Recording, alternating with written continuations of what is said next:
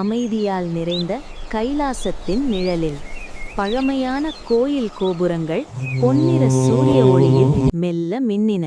அந்த புனிதமான இடத்தில் ஒரு சின்ன குழந்தை, கண்களில் கண்ணீர், மனதில் பயம். நான் சரியா பண்ணுவேனா என்ற தயக்கம் அவன் உள்ளத்தை நிறைத்திருந்தது. அந்த நொடியில் கருணையின் வடிவமாக பகவான் சிவன் அவன் முன் அமர்ந்திருந்தார். நீல நிற உடல், நெற்றியில் திரிபுன்றம், சிரசில் பிறை நிலா, கையில் திரிசூலம். அவரின் பார்வையில் அன்பும் ஞானமும் நம்பிக்கையும் நிரம்பியிருந்தது. குழந்தை கைகளை கூப்பி நின்றது. சிவன் மெதுவாக சிரித்தார். அவன் கண்ணீரை அன்புடன் துடைத்தார். பயம் வந்தா நீ பலவீனம்னு அர்த்தமில்ல. நீ நேர்மையா நடந்தா உன் பாதை தானே ஒளி பெறும்.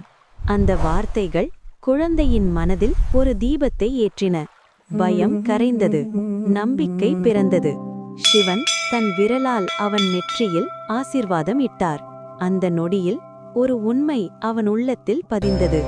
உலகம் முழுக்க யாரும் இல்லை எனினும் இறைவன் எப்போதும் நம்மோடுதான். கோயில் மணி